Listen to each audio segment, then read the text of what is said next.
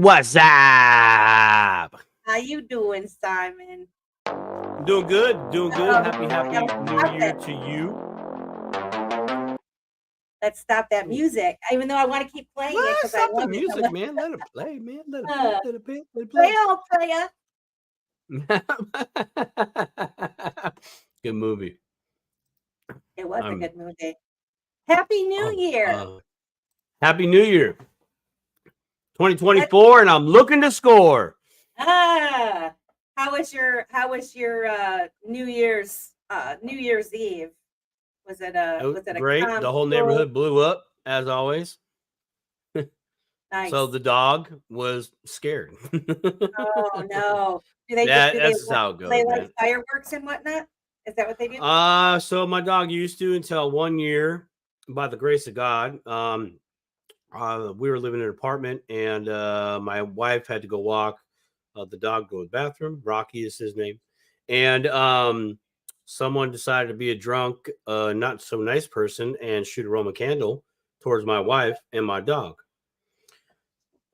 They're just lucky that I was not home, nor was my son, because that's where I went. That's where I left to go get him. So yeah, after that situation, no, he's not with fireworks. He hears any loud booms. He kind of he's okay in the sense of he'll stay close, but if you go, he comes with you until the show is over. So even if we like it's cool though. Where we live, we can actually look across our bay because there's an island to the west of us. And they light up, so we just open our windows and watch all the fireworks. Nice. But he's barking and yelling. Look at that! We're under attack! You dumb humans! God, get me out of here! How was your New Year's? Mine was still cool, but how was yours? It was very nice. We had my family Christmas on the 30th. Perfect. And so New Year's Eve, we had kind of just a day of relaxation after all the festivities and that. And come about 7-8 o'clock at night, we decided we wanted to go out, get out of the house. And so we went out for a little bit and caught a band. There was a local band playing. And we had a nice time. Yeah, we had a nice time. I have to say today, I almost canceled today, Anya, because I had such a terrible headache. I don't know what the deal was, but I was incapacitated for most of today. Yeah, and I only started. All that apple pie you ate over the weekend. Oh man, I didn't even really drink that much or anything, but yeah, and come about maybe 4 o'clock, I started feeling like a human again. So maybe I just needed to rest. I was putting that vibe out there for you to be like, nope, Melissa, you need to heal. You got to come back to the Dipito Crypto Show. We gotta talk to the people out there. We got Boomer in the house. Wilbur. Boomer. Oh, Boomer. Oh, we got NFT Solutions too in the house as well, right? Yep. Can you guys give us a thumbs up if you can hear us on Spaces? Because we got new technology here, and I want to make sure that that the sound is coming through on all the places that we're streaming. We're streaming on Facebook. We're streaming on YouTube. We're streaming on your channel and Vita Broadcast Network's channel, and also on Twitter or on X. We're streaming video also there. So. You'll have to excuse my laugh. I was just like, I want to see someone do an awesome collab of people going, we're on Twitter, X Spaces, Twitter Spaces Place. I just want to see a collab of influencers saying that, because it really does mess us all up. It is. X, Twitter, blah, blah. Yeah, exactly. So, but yes, my kids got me for Christmas a new sound card and nice mixer thing, and nice. So it's the first time using it. I'm trying it out. We'll see. Cool. And But it's glad good it's stuff. happy to be back. This is the first show of 2024. In 2024, looking to go. And I have a question for you. I want an honest answer too. Honest Okay. answer. Okay. Right. So New Year's Eve, Yeah. were you looking at your phone and watching the market like I was? Because I was really thinking we'd have some type of crypto excitement on New Year's Eve. I was honestly a little disappointed. So were you one of those fellow cryptopians watching the crypto market, waiting for a big up or a big down or a shake left and a shake right? I was not. I was not. I actually I am so calm in the things that I hold, and I'm kind of in the mentality of um I'm not trying to at this moment, although when we talk about your app in the future, I might be looking more your bot. But Oh yeah, I the right bot's good now stuff. I'm just secure in the things that I've chosen to hypothetically own, and I don't worry about it because I know that I'm not going to sell any at the moment, or I didn't Right. have money after Christmas to buy any, to be honest with you. So Yeah, I'm yeah. like, Yeah, what am I funny going to story set about that. myself up for, like listening or watching all that stuff? But yeah, and actually being away from it for several days, really, with the holidays, there's a lot of stuff that went on, kind of Always, that always, always, always the big holidays, like yeah, that. There's always some, either it's big news or big moves, and sometimes they're paired together, sometimes they're not. The reason why I asked you that was because for me, I've noticed that I've gravitated towards watching big moves that have typically happened Christmas Eve, Christmas Day, oh, in the market. And it's not that I'm worried about the price. It's it's my football. I got you. I'm like we're fireworks are going off. I'm looking. I check the phone.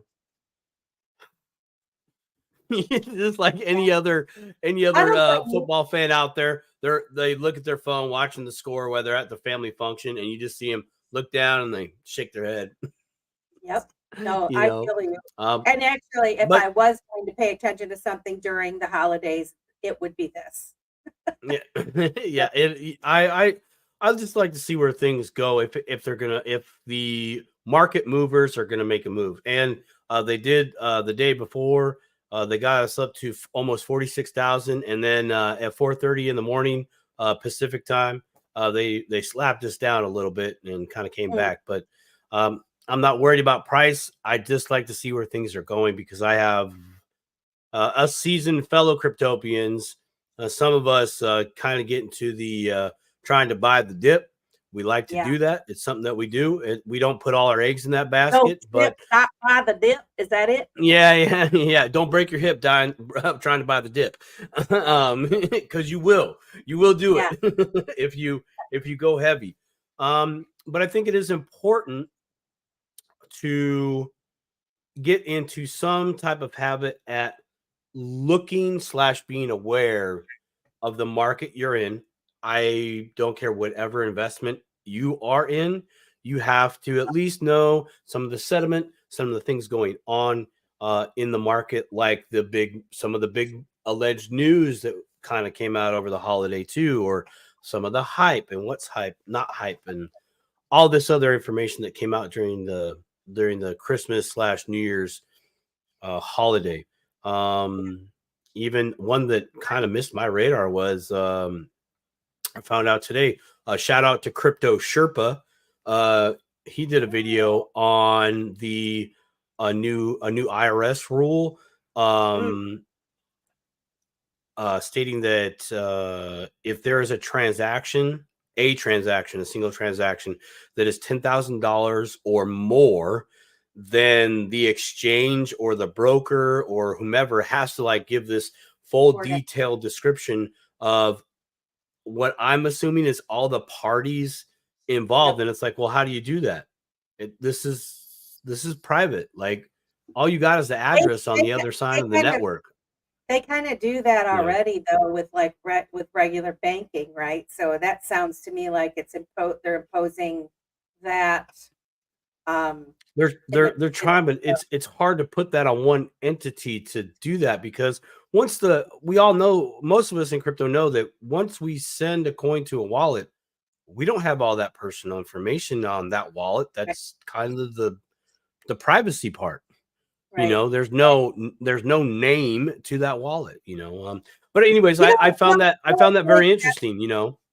What's really crappy about it is, you're supposed to be innocent until proven guilty of anything, of a crime, right? Oh Right? gosh, here we go. And I'm just saying, like, guys, if I would have spent $10,000 on something, doesn't mean I'm doing something bad. And that is kind of like assuming that we are doing something bad. And what does assuming do?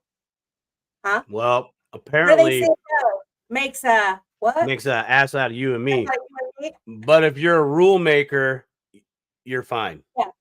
Right. Oh yeah. Let's not even real. Well, I did hear I'm over not. the holiday. That's all I'm saying. What I did hear over the holiday is a bunch of charges that were dropped against Bankman-Fried. That pissed me off. So, he can do all these things and have all these connections and all this stuff, and then, there's a bunch of stuff that got dropped against him. So, but yet we're going to come up with new rules to make it so that they have to infringe on our privacy. Like, really? I don't know. It's kind of BS, but yeah, it's the same playbook that has been around for quite some time, or the same process. I'll give it the respect of the same process, but I would say that we are tired of that process. We want our privacy back. We didn't know we didn't really have it to begin with. Right. In a lot of different ways. You start learning about these things, and you're like, wow, I actually really don't have any privacy at all. Never gave it a second thought before, right? Yeah, well, and again, okay. I mean, to each their own. We all have to go through that, but and what I mean by go through that, I'm saying we have to realize how much privacy we don't have, how much privacy we have given away, and just by going, oh, I don't care, just give me the thing. We're now trying to stop doing that and find a fair middle of the road. Because when you have an individual like Mr. Sam there that gets off pretty scot-free, so to speak, all is forgiven. Well, then I guess that sets precedence. So any one of us can do what he did, and then the same should just apply, right?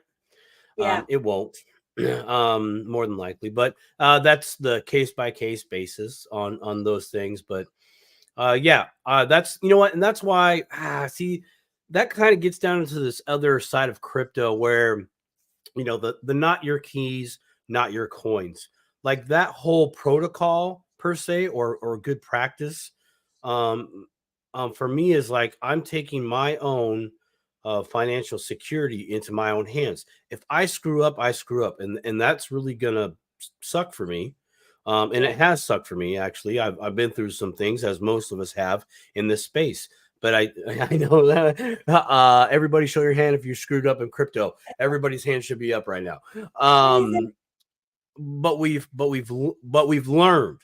We've had hard lessons, the school of hard knocks, but we've learned. And I'll tell you what, I have come out stronger. I have come out better. And I keep chipping away the stone to come to this solid, awesome stone. Mm-hmm. I'm not a sissy stone. I'm a hard stone, man, and I'm beautiful and magnificent. I want to give a shout out to Elizabeth C. I didn't notice she had a comment. She's saying he's a puppet. So I'm like, who were we just talking about? That's a puppet. Old Sam. Old Sam is the. Yes. Okay, yeah. You're right. Yep. You're right. You're right, Elizabeth. Yeah, he is the puppet. the mini. But you know what? That's all that hoopla. That stuff, that type of let's call it behavior. That's everywhere. That's in every market. It is 100%. So what we have to do is we have to dip our toe into crypto, into real estate, into anything that we get into, and try to do our best to not FOMO, the fear of missing out, because that's when we make bad decisions, right? And learn what we're getting into. Because typically when we're about to get into any type of investment or anything that we feel could benefit our financial situation, we see that opportunity. But now we have to learn about that opportunity so we can foster that opportunity and make the best of that opportunity. And sometimes it is learning by other people's mistakes, but then you have to learn about your own mistakes along your way, and grow from it. Literally grow from it, because there are no limits to what you can do as a human being. I concur. One thing I wanted to say is, I just invited Boomer to speak in case he's interested.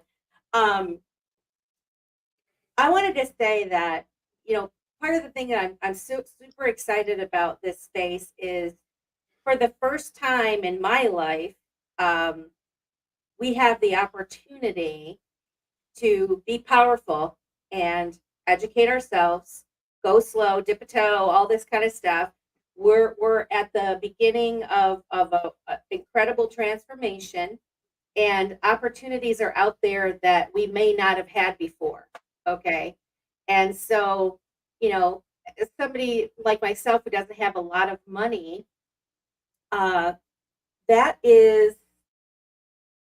just an incredible thing for me to be able to learn about this stuff that maybe a lot of people aren't giving it attention, but I am. And so I can research these things, make educated decisions, and buy in when it's nobody thinks it's anything at this point, or there's so much speculation, right. And you've got the puppets and all these things. And and so I guess that is part of the reason, like, I feel so comfortable about it, because I've been doing this for a couple of years now. Yes.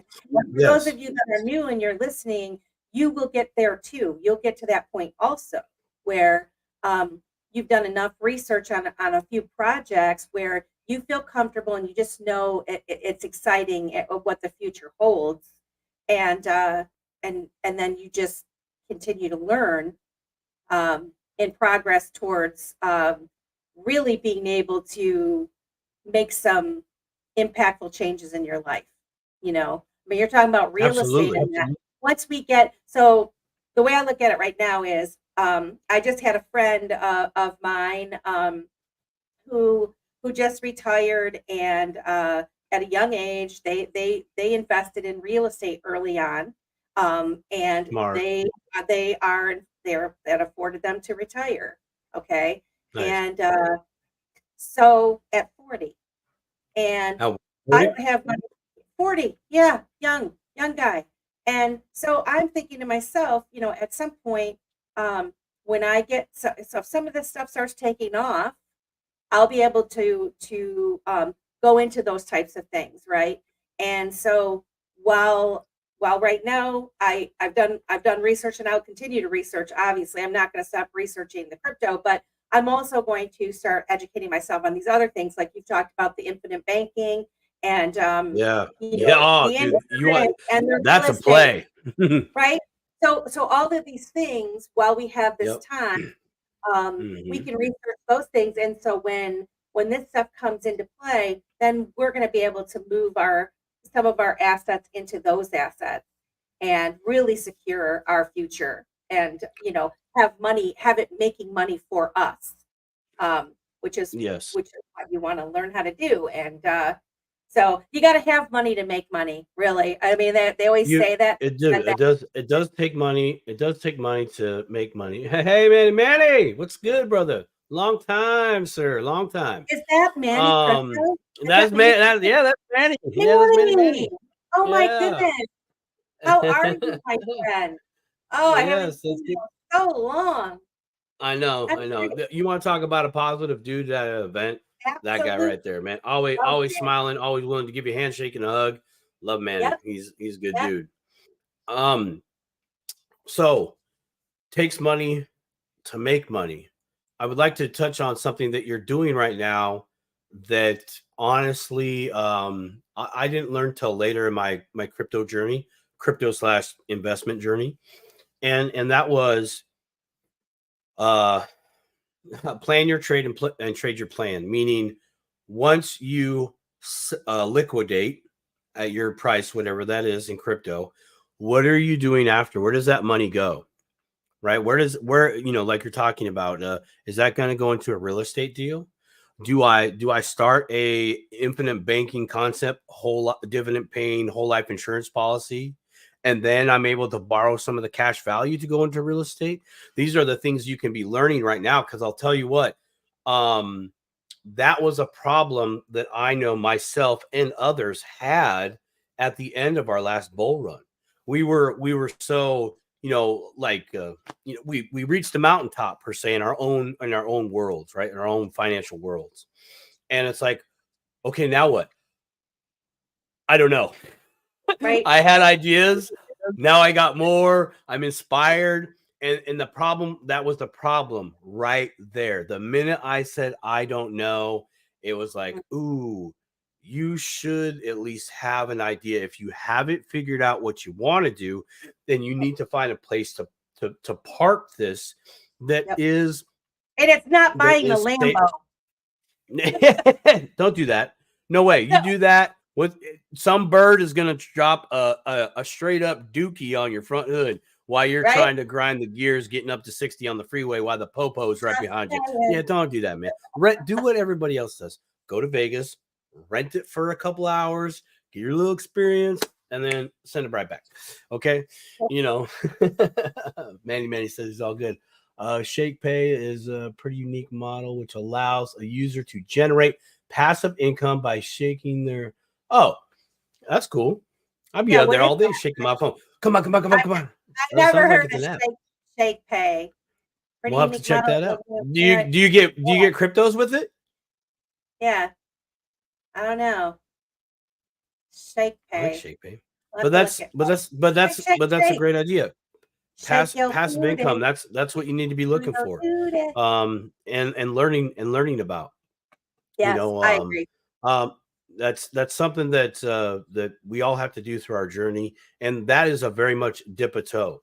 You'll go to YouTube University like I did, and other platforms to listen to millionaires talk about how you become a millionaire.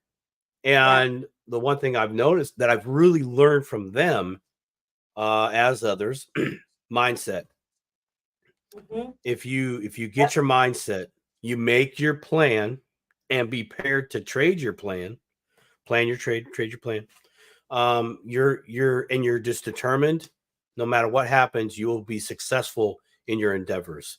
It doesn't matter what the market's doing. If you decide to get out because now it's time for you to go do something else as you planned it, then go with that. Doesn't matter what's going on in the rest of the world. Stick with the plan. That's the other thing. I'm really glad you brought that up.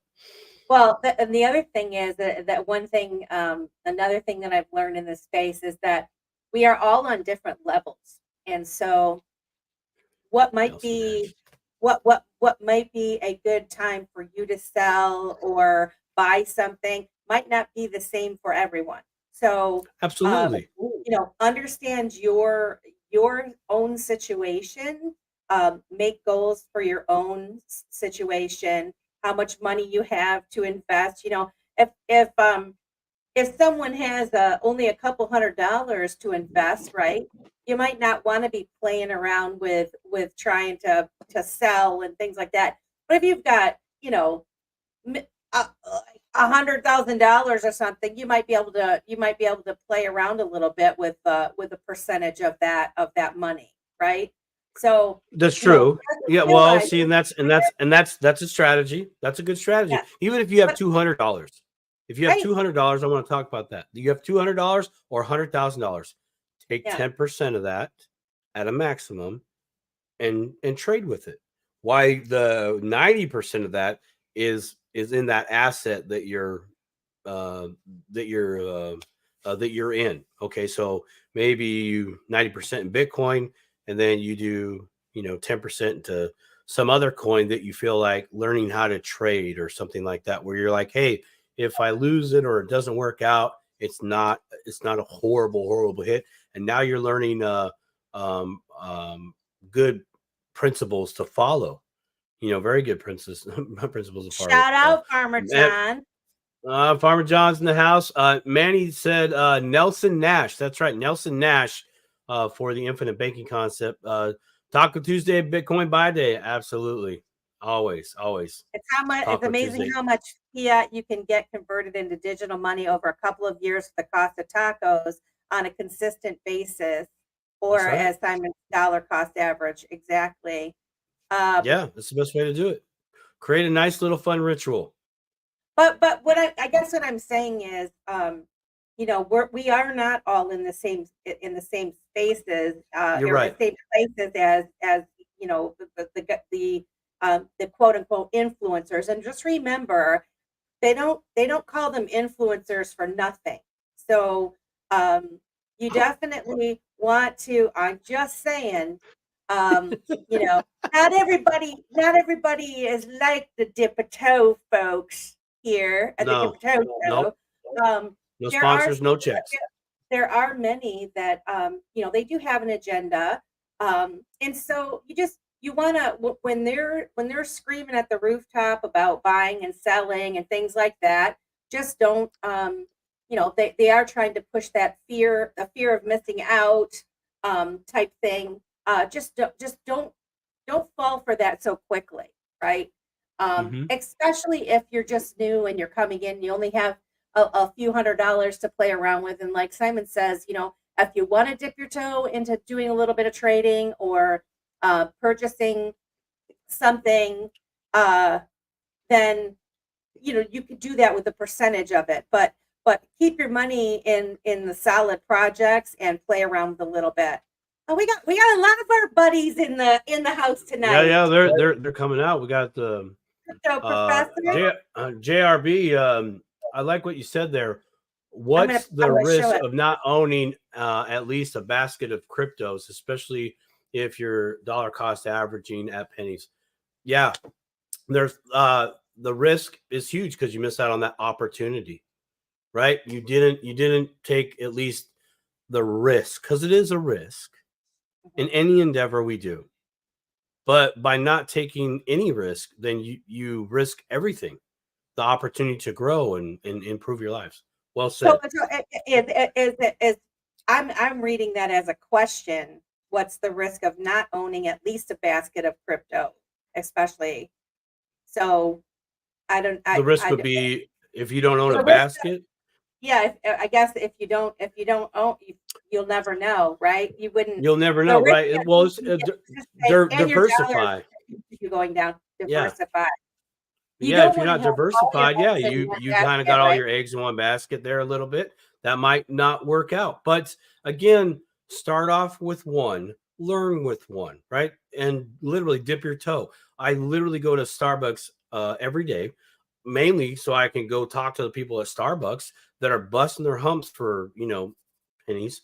And I literally tell them, I ask them, did you guys buy Bitcoin today? Get out the cash map. Whatever tips you guys get today, somebody use it to buy Bitcoin and then spread it with everybody else on the shift. It's not that hard. It's very easy. You don't need 45. Are they taking you up on it when you go in there? Are they doing it? But they're busy. I'm going in, dude. I go in like at the wrong Crew's time. in the house. It is slamming busy when I go there. What up, crew? How you doing? What's your call on Bitcoin now, or altcoins for small bags? That's a Simon question. You want a price? Is that what you're asking, crew? I'm still waiting for us to build some structure in that 32,000 to 30,000 zone, but it'll be like a wick down. I'm looking for a retest. I'm still looking for a retest. And if it was going to happen, this would be the time of year. What do you think the retest is? What's the retest? Okay, so all right. So let's visualize this. Christmas 2021.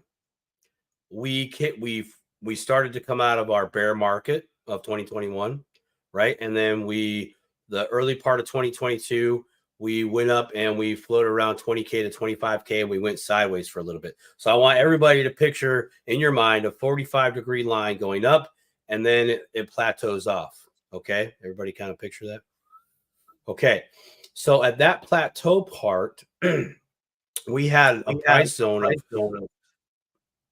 25,000 echo to 30,000. There we go. That's better.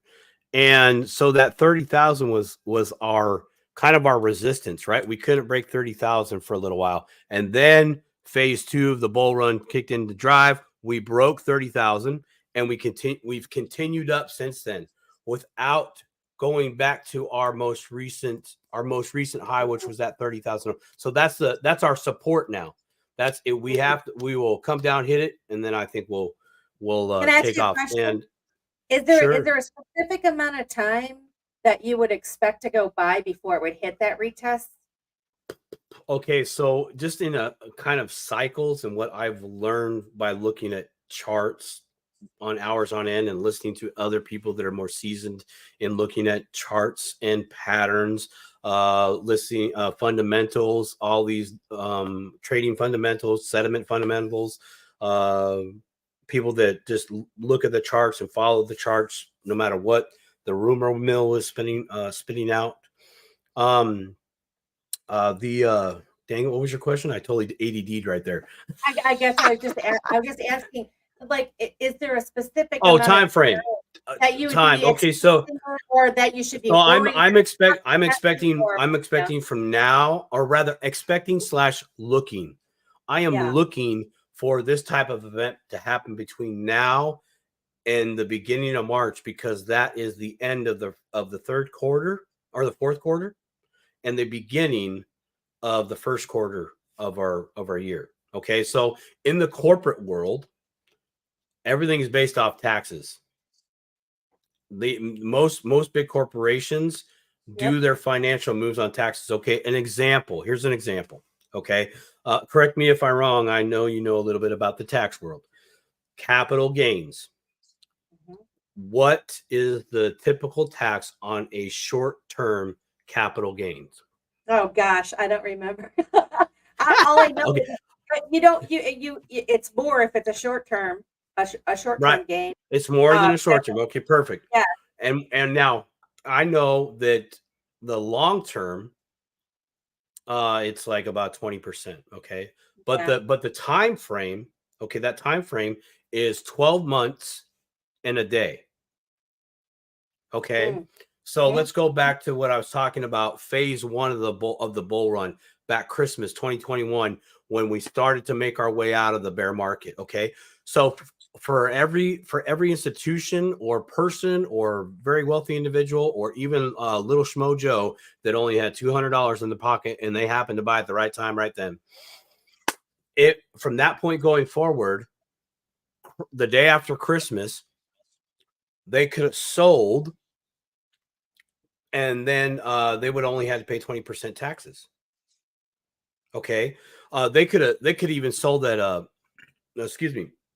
they could have sold at a loss, even if they really wanted to, if it played out. But these big dogs had that run up the market to about 44K, and then we kind of sat there for a little bit, right? And then what happened? New Year's Day came around, which means it's a whole new tax season. So now they can run it up the rest of the way, take all their profits, mitigate their tax on the back end, their tax obligation. It ain't 50% for the short term. It's 20% on the long term. And they're a company, which means what? They have all the write-offs they want for the world. Micro strategies. Sailor, he's talked about it multiple times. Even when there's been news in the past where he's had to sell Bitcoin, that's because he had to meet his obligations to the shareholders and stakeholders of that company. They have to do that. They there's all these other things in the corporate world that that I am vastly unaware of. Not as much anymore. I am a quick study, but this makes sense. So if you can apply what companies might have to do at some point in a 12-month period. And then look at taxes. You know, what an entity or individual might have to do for taxes.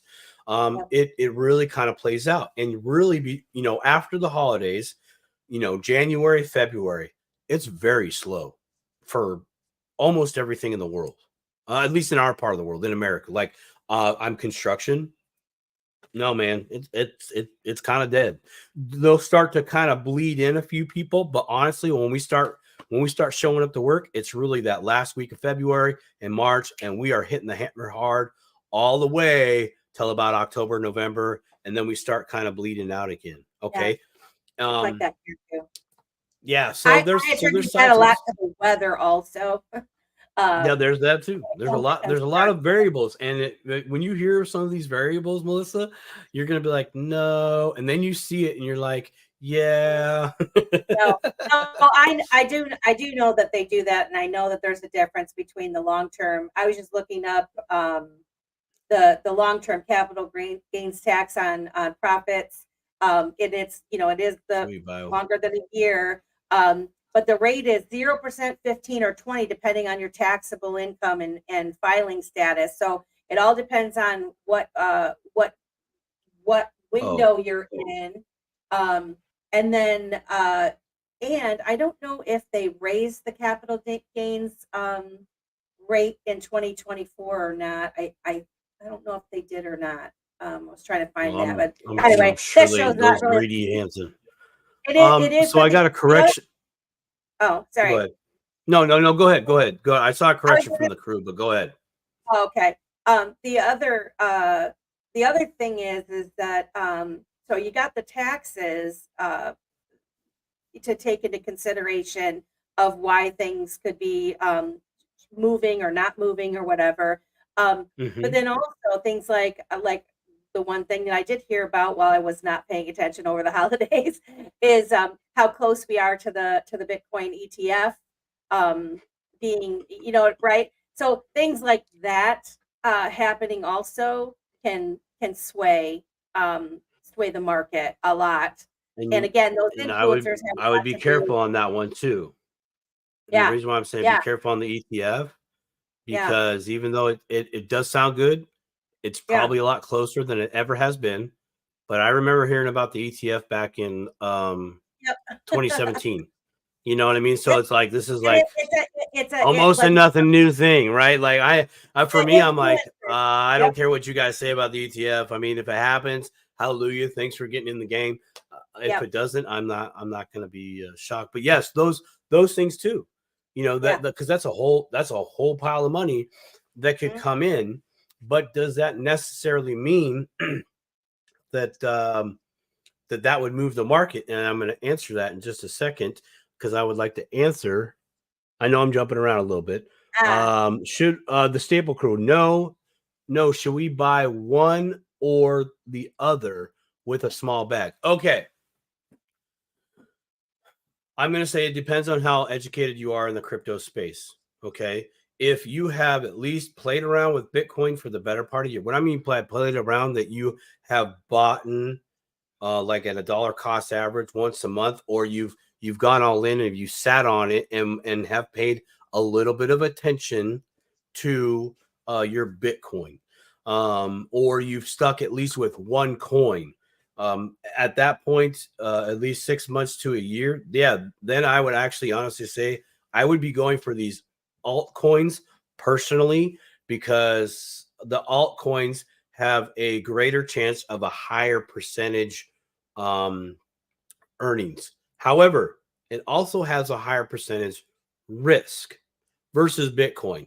Let's take an example right now. Okay, I'm going to use XRP and Bitcoin in this example. XRP it went down to 55 cents today. Okay, Bitcoin went down to like 41,000 and change. Let's keep it easy math. Let's say XRP is 50 cents and Bitcoin is 40 cents. Now let's say we're going to go and retest our all-time highs, meaning we're going to go back up to those price points. For Bitcoin, that would be, we're going to call it a fair 70,000. For XRP, that would be $3.20. Okay. So 40,000 to 70,000 is not 100% gain. It's probably about a 90% gain. I'm doing rough math here. But from 50 cents to $3.20, that's at a minimum of 50, $1, $1.50, 2, 2.50, 3. That's 6 times your money. Yeah. Actually, technically it'd be 5 because you bought in at 50. So that'd be 5 times your money. Okay.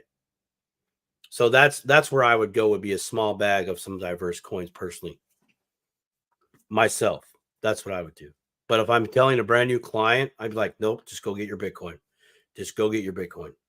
Especially if you've never been in any other market. If you've never traded stocks, if you've never been an active participant in stocks or anything like that, that's where I would have you go. I don't know if I can find it. I wanted to get your take on this. We gonna watch a video. We're gonna watch a video if I can find it. I'm looking. Okay, here. you find the video and remind me what I sidestepped from. I totally just blacked out again. ADD's going on strong today, man. 2024 has got me all poop. What you sidestepped from? I don't remember. I don't know. Well, I guess we'll have to watch it on the replay and bring it up next time.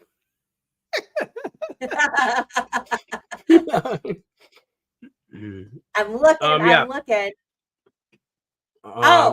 Great call. Thanks, brother. Knuckle bump. There you go. Not a problem. Yeah. All right. Let's see here if I can get this. Oh, you got it? I heard a little background noise. Let's go. I'll shut up. Yeah, I don't know if I can. I don't know how to make it full screen. I guess it doesn't matter if you knew. Hold on. Let me share my screen. Is this old dude in a suit that's sitting up on a stage? Oh yeah. Hold on. It's all right. Sorry. I'm sorry. Spoiler alert, everybody. Spoiler alert. Find it. Where do I? Oh, you know what? This darn thing. I think that I have to be in.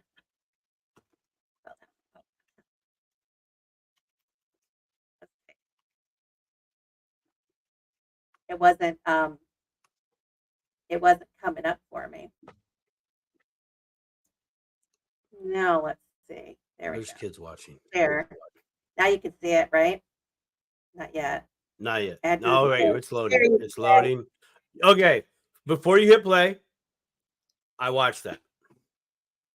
Huh? All right, here you go. Ready? Yeah. If you knew who was really behind Bitcoin,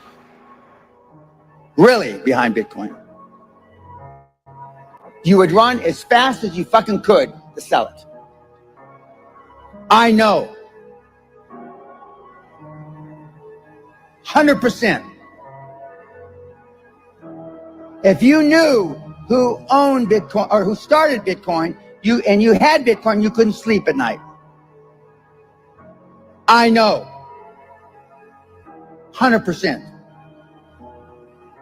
And when the real founder of Bitcoin comes out, it is my humble opinion, and there's nothing humble about me, Bitcoin will go to fucking zero. One day. And a microsecond, whoop, like that. Okay. This guy. Who is that guy again? Mike Penna. Who's that guy? Pena. Mike Penna. Now, why? Okay. I don't know nothing about Mike. Yeah. But not a chance. See, the problem there is in his theory that even though back in the day Bitcoin was for drug dealers, Silk Road, that Bitcoin is for corrupt criminals all over the world. Let me tell you something a little bit what happens in the world that we live in. Good people start playing in it. And when good people start using it and seeing how it can benefit their lives, it totally demolishes the who started it. It's who's in it and who's making it a hell of a lot better. And I wouldn't be surprised it's from a billionaire. He looks like he's made a lot of money from an old system. You know what? He is actually he's such a big mouth, right? Those that scream the loudest type people, I always have a suspicions of them, right? That's your tactic. That's a tactic. It is a tactic, and he's been respected. There's been other things that he's said that people like, but there. Okay, let's hear it. I didn't even have to say anything. Thank you, Farmer John. Farmer John, for all of you on Spaces, Farmer John says, "Ooh, bullshit. Fear is all they want." Exactly. That's where I was going to go with it. To be quite honest, that guy is pushing it so that nobody else buys it. Because I bet you, even though he knows who the founder is, he owns some. Well, guess what? This is what I said. I responded to it and I said, it seems to me that if this guy knows what he's talking about, and he has such concerns and fear that it's going to go to zero, then he would say something, right? He would tell people, no, he's not. He's just saying that. So yeah, Manny says, haha, big mouth. Yes, he is. Crypto professor. You go ahead and read it, Simon. He doesn't know his ass from a hole in the ground when it comes to crypto. Amen. Amen. Manny says to tell Farmer John, he says, hey. Okay, Farmer John, you got a shout out in the chat. Manny's trying to hit you up. So go ahead. We got the crew here. Yeah. It's so exciting. I know we got everybody in the house tonight. It's good stuff. It's real good stuff. Okay. I want to talk about some small housekeeping stuff since it's the beginning of the year. Okay, this is important for all the newbies out there. Just real quick, if that's okay. Yep. Or did you want to beat the crap out of this dude you just put on the show? No. I don't promote violence. I'm just asking an opinion so we can express our emotions here on this show. So that way we don't resort to the physical things. We express our opinions. We leave it out there in space and we go on with our happy lives. If I ever see that guy, though, I'm going to give you center stage. Okay. Copy that. Center stage. Here it is. So since it's the beginning of the year, something that I was taught to do was to change your passwords. On your one wallet or your multiple wallets. If it's been a while since you've maybe turned on or updated your wallet wherever you're storing your coins, it's a good idea to do that. If you have an exchange, obviously most of us would have an account at least at one exchange. It's probably a good idea to change those passwords, verify the information on there again. If you haven't been on an exchange in a while, it's good to get yourself reacquainted with that exchange, especially in these bull markets. So that way, if you're ready to maybe lock in some profits or improve your life, you know what to do. You've already kind of refreshed yourself in doing that, and things of that nature. So once a year at least might be beneficial to you, as it is to me, to change your passwords. Also, something I do is I go through my private keys, make sure that some of the ink hasn't faded away over time, make sure I know where I hid most of my private keys, things like that. Any other special protocols that I might have in place to where I might need that information. I'd like to go through and just to refresh my memory, because even as I was doing this over the New Year's holiday, there was a wallet. Actually, I switched phones. I had switched phones, but I was able to bring all that information over. But some of my wallets, I had to recover the wallet. So I had to find my private keys and do all that. And since I did one, I decided to go through all my other ones again, just to make sure that everybody still matched up. I wasn't missing any pages. I knew what secret code I wrote down 3 years ago to remind myself that it's this and not that, or whatever you might do. Maybe you're trying to trick yourself so you don't give it away, or maybe maybe you're going to make it hard on your kids to learn. If they want these cryptos, they're going to have to try to figure out your treasure map. But these are good things to do. Even freshening up your pages, with your private keys or your passwords. Things get old. Metal, I've seen the metal people using stainless steel metal and doing engraving. Hey, it could be warped, or it could be starting to fade away. It might be time to freshen all that up and make a new, so you can keep on doing your cryptos. So Great. there you go. Great. That's my words of wisdom for 2024. Who's looking to score? It's time to do a little housekeeping. Check your passwords. Maybe do some backup wallets. Check for updates. Just familiarize yourself with the wallets, your exchanges, etc. Because when these bulls run, they are going to run, and you're going to want to cash in on all that. So, what's up, Cody Garcia? What's good? Let's see, we got a couple things. JRB says, Vita, what is your goal or purpose of this channel? I wanted to answer that. So Vita Broadcast Network, our goal is to have a variety of shows on Vita Broadcast Network. So far, we have this Dipito crypto show. We have Beyond the Brink. We have another show coming on with our friend John. And what is that? It's a peace. He's talking about peace.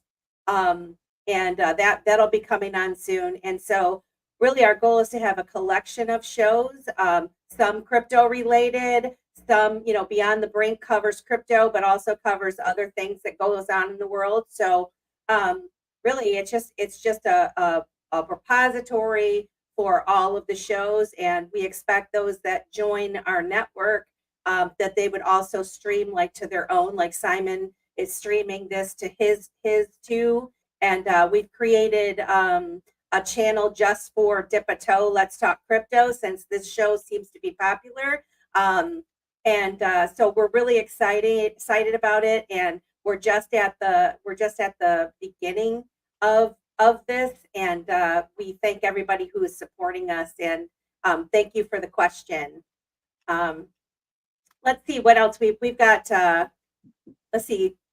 Crypto Professor says, got some of that to do myself. Also, make sure someone you trust has this info as well. This is going back to Absolutely. Yep. Simon's advice.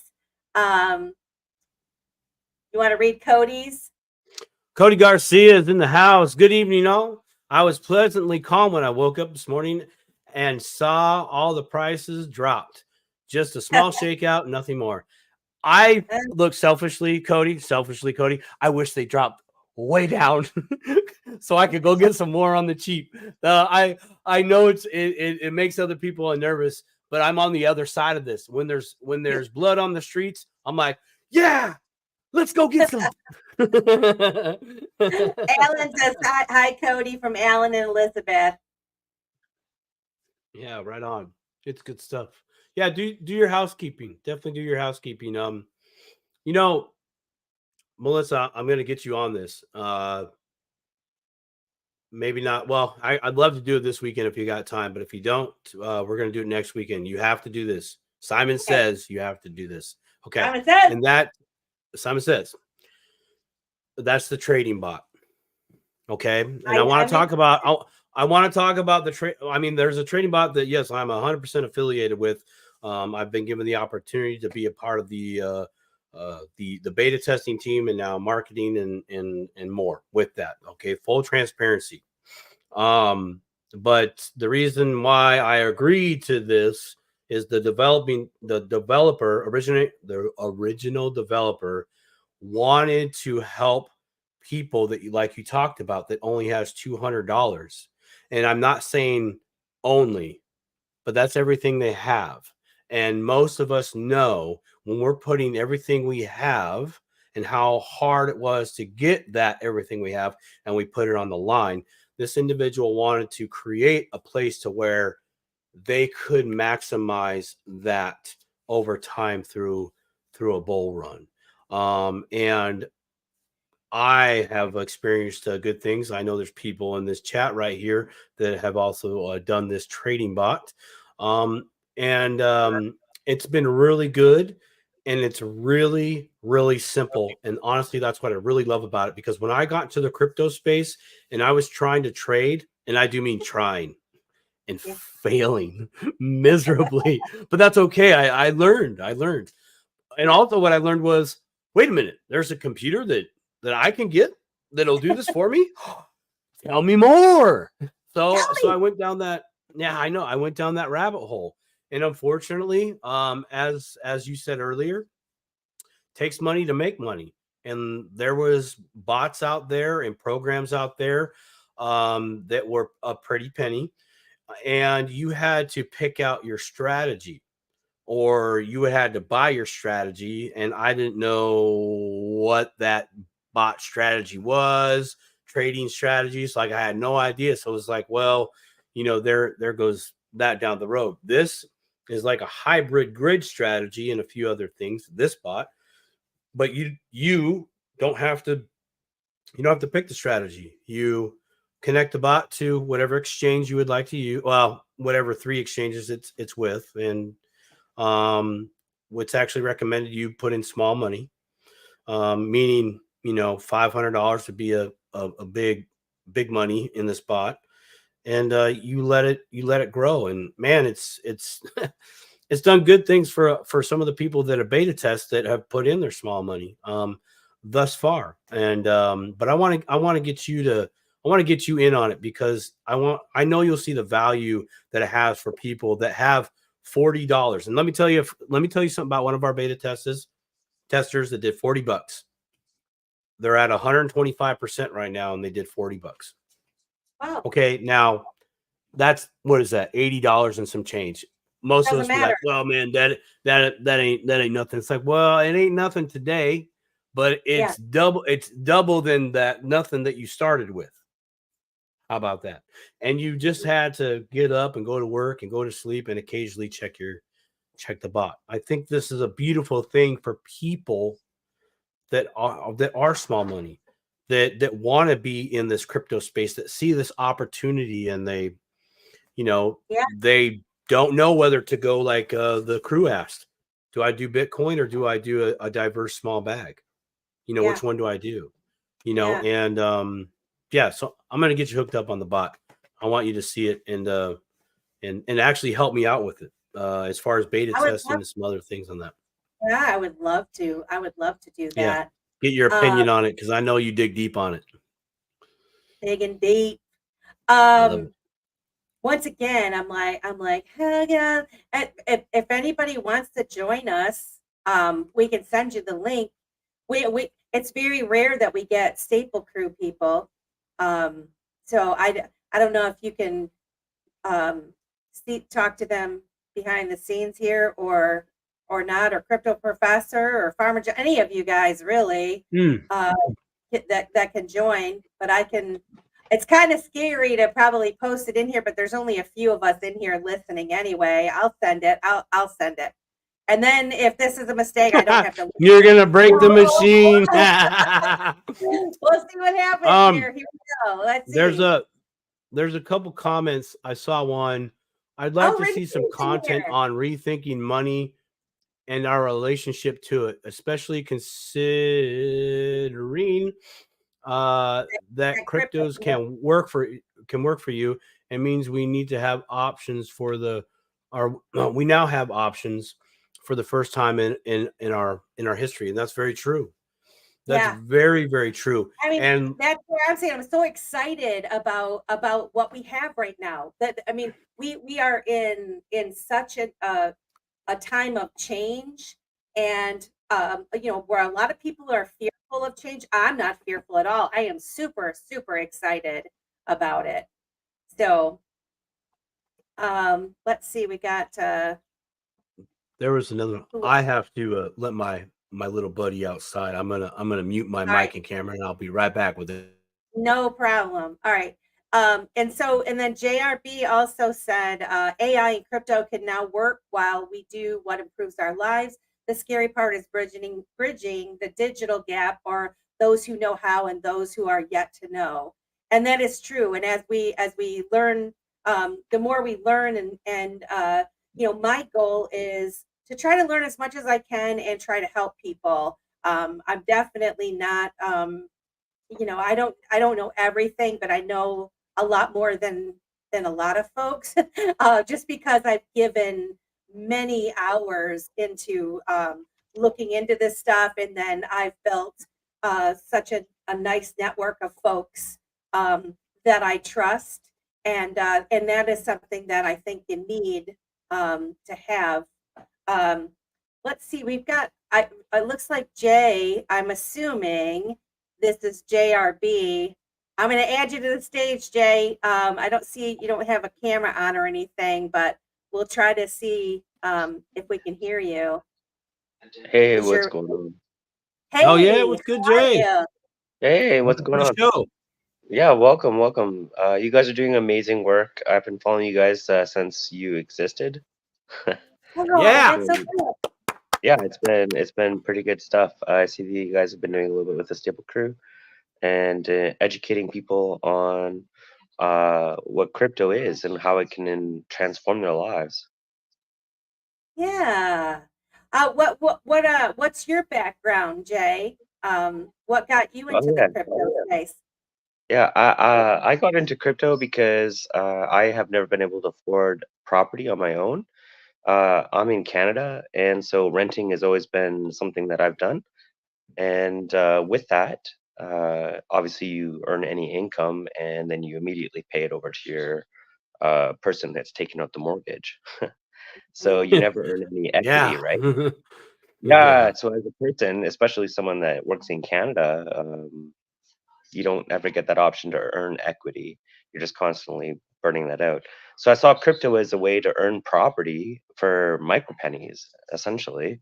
Dollar Yes. cost averaging in over a length of Yep. time gets you some equity, and that's something that just doesn't exist in the traditional finance world. So it literally revolutionized the whole space. Something that I'm looking forward to in particular is how it can revolutionize fractional ownership in rental properties. Um, I've Yes. emailed the government and anyone who's actually listening in that anyone who pays for their rent every month should be able to earn that equity or ownership or fractional ownership within their Hmm. property. I mean, in a digital economy, who owns your digital identity, Mm. Right. right? And Now all the that's like a algorithms that whole come with it. that's a whole separate subject, but yes, I see where you're going with that. It's yours. Yeah. So if the government suddenly owns your digital identity and can sell it off to any third party organization, right? Absolutely. They're going to start doing Mm-hmm. things that are beneficial for them Mm-hmm. economically over what it is for you. And we saw that Exactly. during the pandemic, right? Yes, you did. Absolutely, you did.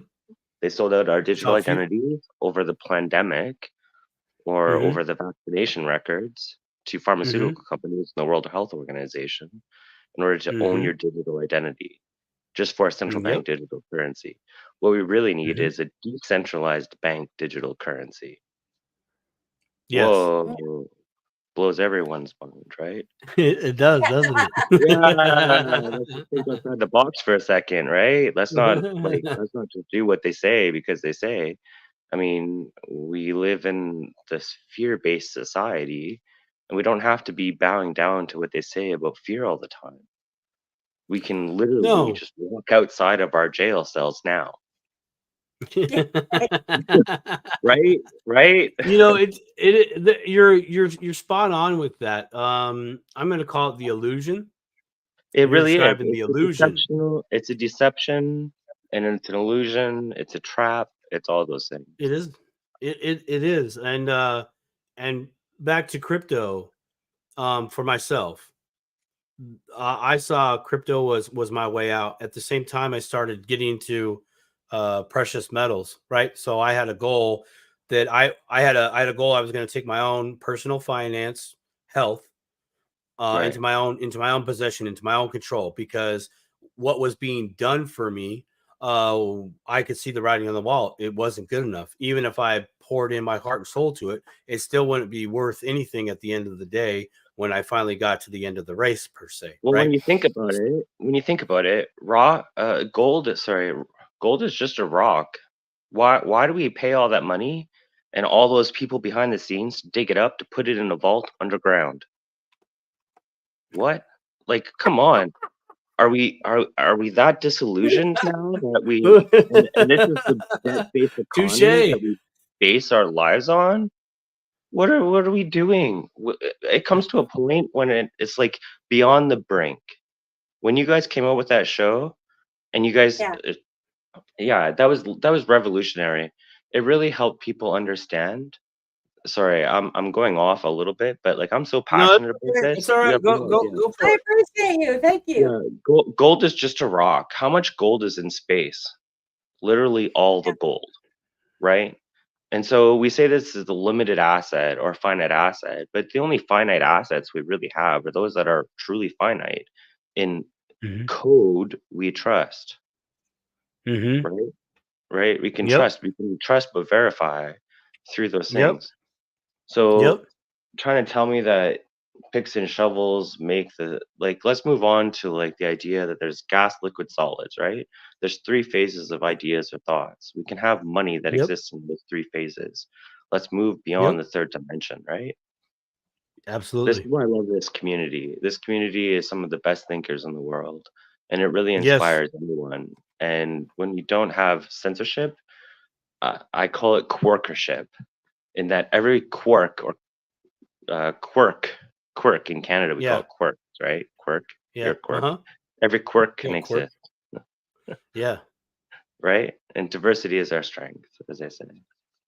Anyway, Absolutely. this is really No, what I I love really it. wanted to share with your program and what you guys are doing and how you guys are changing the way people can think or rethink or reshape the idea that is the idea of money and how our relationship is to it. And the more we Absolutely. can change that for the better of humanity, where we walk by the street and we don't see someone on the street and say, "Oh, you should get a job because it wouldn't matter anyway." Hmm. Yeah. Mm. Yeah. Yeah, no, that's a Valid. good. Because That's definitely. those people that are there now, let's just say the new people that are there now. Well, Well, especially when you introduce ideas they like had a maids job. or They medical had a assistance in job, dying, you and just open boom. your borders and have mercenaries for military. And then next thing you know, you just have an open military that comes from all over the world. And if you're not happy with your life, well, we'll just kill you from maid. It's very Yeah. dangerous ground that we're on right now, and we need to look at it as humans, not just as Mm-hmm. profitable bearers bonds. Yeah. Correct. Well, you're making Correct. some good Absolutely points. correct. You're definitely I'm making making some some good factual points. points beyond the narrative that we've convinced ourselves. It's about time that we've had an honest conversation as humanity. I would agree with that. And that Yeah, conversation yeah, continues on multiple platforms now. And I do got to do a shout out to Twitter for now being the new. Well, a lot of the rings have come off, and I don't know about you, Jay, but myself, I constantly see Twitter Space discussions going on a lot of different topics that some are need to be talked about, like venting of old stuff that, like you just mentioned, this we dig the rock out of the ground, we make it all shiny, then we put it in a vault underground, Right? which is great. I love that. Exactly. Gold is Um, just a rock. Gold is just a rock, right? Why don't we right. just Well, I put mean, that value think of about all money. minerals Money on is just survey it's a piece of paper that's on a a negotiable ledger? instrument. We're still in a bargaining system. Yeah, but like actually, this is an old idea, a really old idea in which some older, like in ancient times, tribes used to use technology such as like the stones that they could just use in various villages, and they would know the value of all the stones across all the platforms that they would be using, right? So they could issue that value uh, at whatever the next village was because it have stones of recognition that they can keep.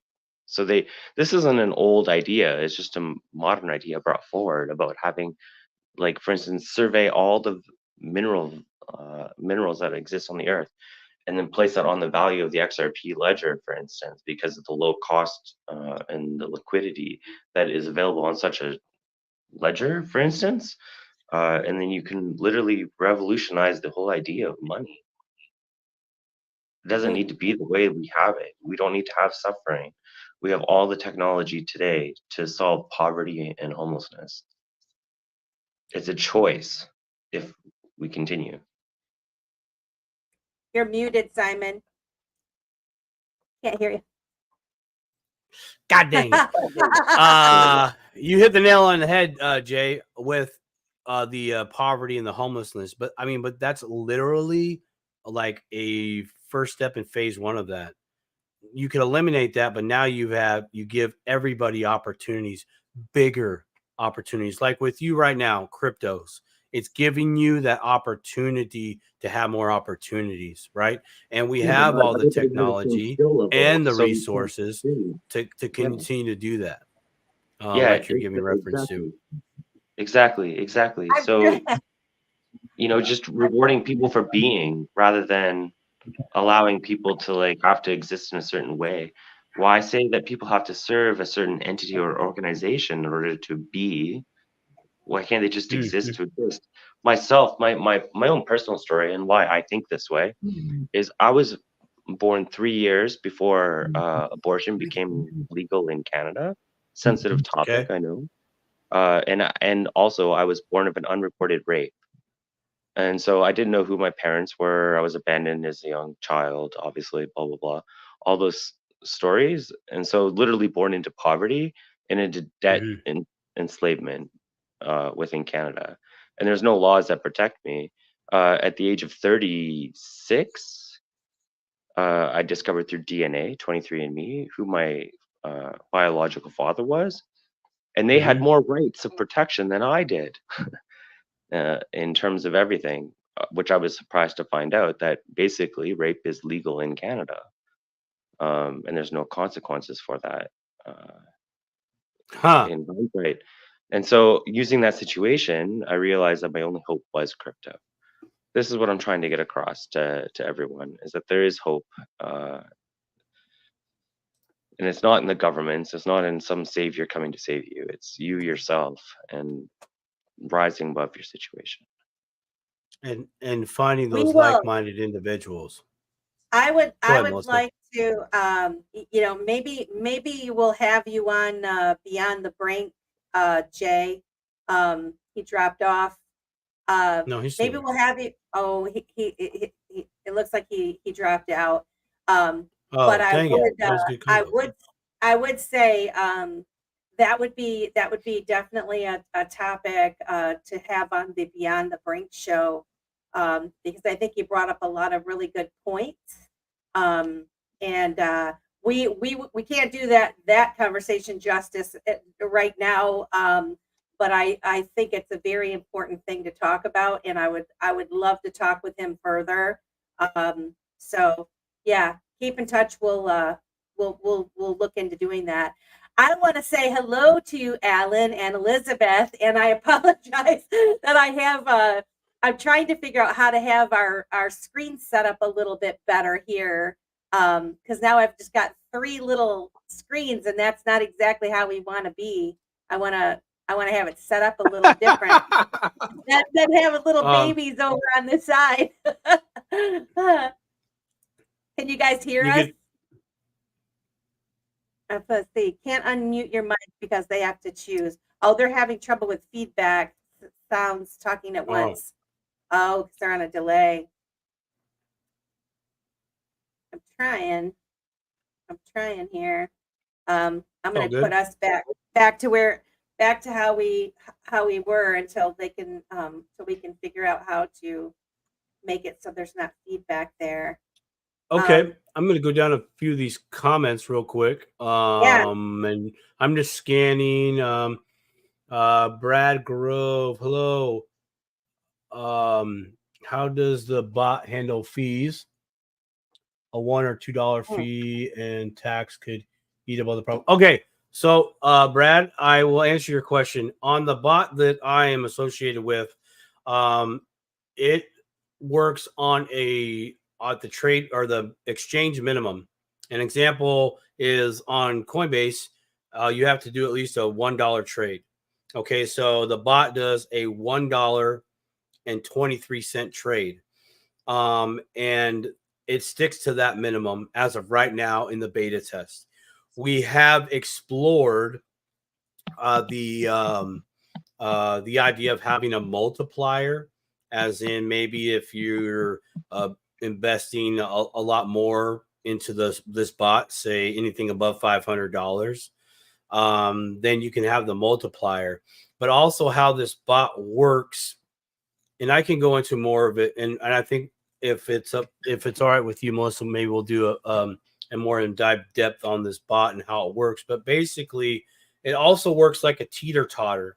So if you have $100 of stable coin and you picked out 5 coins, let's say one of those coins was Bitcoin, and it was right in the spot where the bot has all the permissions, all the indicators to go and buy Bitcoin. It will buy Bitcoin, and it can do as many trades as long as it doesn't go over the value of the tether. Meaning you started with 100, you bought $50 worth of Bitcoin, and now they're level. So now Bitcoin is out of the equation for buying, and it will move on to the next coin. And then it kind of teeter-totters back and forth over time based on the value of the Bitcoin. So an example, let's say Bitcoin shot up and it was worth a little more. The whole bag that you have was worth more than the tether. Then it will sell some Bitcoin to bring that tether up. And it kind of teeter-totters back and forth. So yeah, the fees are including that. Now your taxes, that's a whole nother thing. You'll have to pay on your small little gains. But it is short term. It could eat in on the profits, but this is a bot that is meant for you to kind of set it and forget it and let it roll for a year or two. And there's many different strategies, and we can totally go into that. But if you'd like to, if you'd like to hear more, I can put my email address in the chat for you, and we can have a more in-depth conversation if you'd be interested in coming on as a beta tester. And with that, Melissa, welcome our awesome guest. What's up? Hello, Ellen and Elizabeth, my lovely friends. How are you? Hey, we're doing great. Have my lovely wife with me tonight. I love your lovely wife. Nice. Thank you. Thank you for joining us. I appreciate you coming. We've loved to have you guys on for a while now. There's so much stuff we were to talk about, and I'm glad that you're here.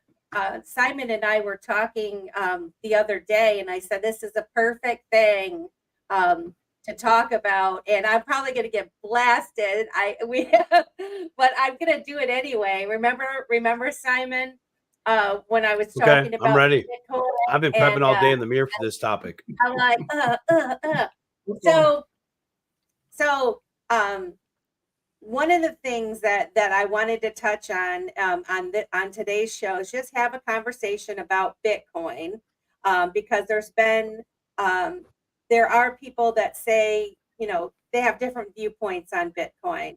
And Simon and I were talking the other day, and I was asking him some questions that I personally have had over the years. And so I wanted to say, I wanted to ask, how is it easy for, I should say it seems like a lot of people are able to overlook the whole Satoshi created Bitcoin, and that, then just disappeared. And so this person's just, out of the kindness of their heart, they created this Bitcoin, this wonderful new technology, and then they've disappeared, and they rode off into the sunset, and everybody is just like, nobody wants to talk about that part of it. And then you have, I follow a lot of XRP people, and there's several of those folks that say they even come across a video where this I don't know, some law enforcement person said that they knew who the 4 Satoshis were or are, and I guess then, and then the other part of it, my last piece is for anything to be in the financial world where we're talking about Bitcoin ETFs and that and those sort of thing, they have a fiduciary responsibility to know where this technology came from. And so I guess I see a lot of people kind of glaze or gloss over and look past those things. And I just wanted your take on that. And both Simon and Alan, because I have people asking me that. And since I have those questions myself, I would like to know what you guys think about that. Melissa, I rest my question. Yes, ma'am. I just want to say we did not volunteer for a 3-hour show to answer that question. Oh. Amen, sister. That could be at least an hour-long answer. I'm just joking. Alan would love to sit here for 3 hours and answer that question. You want to go with that one first, Simon, or what do you want? No. You take it away. You take it away. I'll back clean up. I mean, honestly, I could go on for days on this because it's really one of those things I get a lot. As everybody knows, like Simon answered my question earlier tonight, it's really hard if you don't have a lot of money. Do you buy Bitcoin or do you buy an altcoin? And let's face facts, an altcoin, if you don't have a lot of money today, is probably a better investment. But to answer, so most of the people that watch my channel and your channel are people that aren't really top of the income, so it's probably the best bet for them to stay with what they love. But let me just get into what they could be possibly missing and why it is such a sound investment because of the question you asked. If there was, I've heard the video, I saw the video of supposedly Homeland Security, and they interviewed the 4 people. They didn't show their face, and these 4 people, and like nobody's ever doctored a video before, maybe, okay. So let's say those 4 people are Satoshi, okay? I like to answer it like this. Do you know who invented the wheel? Oil? Electricity? Well, kind of we do in electricity. But the point of the matter is, does it really matter? No, I use the wheel every day. It doesn't really matter that much. It's the code that matters, the security of the code, and the decentralization of it. Now, let me get into why I don't think Homeland Security created it. They could have. They could have. Let me get into why I don't think it matters who invented it. I talked about this in my show today, actually, but if you simply look at what Russia is doing today, and they're creating the world's largest mining facility, okay? The Russians are very smart people, technologically, all the way around the board. They put lunars into, Venus, for God's sakes. They should be able to crack or figure out who Satoshi is, or figure out how to crack the code, or how to create more Bitcoin, or how to do all of these things. But instead, their finance minister has decided that they should spend billions of dollars creating a mining facility to compete with the possession of Bitcoin. Now, why would they do that if it were a hoax, scam, has a back door? They built in these 4 guys in this room, built this back door, and this Satoshi guy has got these million coins, and he's going to hand them out to, I don't know, his buddies in Wall Street. Maybe, but we still have the other 20 million coins, even if he has a million coins, right? So my point is that the technology of the code and the security of the amount of power that it takes to create Bitcoin has made it so significant that the nations of the world now, see, this is happening 4 years quicker than I expected. I expected 4 years from now, the next bull run would be run by governments. But now, if you simply look at the hash rate is like going up 15% every 2 weeks. That's because governments, institutions, and mega money is trying to mine it instead of trying to hack it because they know they can't. Just my guess. That's my angle. And Does let that me make ask one sense? other. It does make sense. One other question that concern that I brought up to Simon the other day was also the fact of, you have micro strategy, macro strategy, owning quite a large portion of Bitcoin. There isn't that much Bitcoin, and the fact of the miners and the electricity that cost, the cost of the equipment to mine, the cost of the electricity to mine, where originally it being very decentralized, do you see that like the possibility that it's getting smaller and smaller for people to actually be able to mine it? Like the main big miners are the people that have this money, right? That have the money to buy the equipment and the money to run the equipment to mine it. And so then there's just another concern that gets brought up to me that I'm not super educated enough to answer. And, and it is a question that I've had myself. So what do you say to that?